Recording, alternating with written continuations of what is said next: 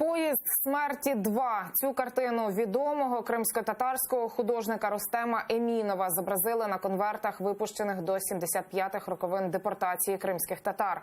Укрпошта випустила 50 тисяч їх примірників. Робота тривала майже рік. Над вибором картини працювала спеціальна комісія. Його також узгодили із Меджлісом.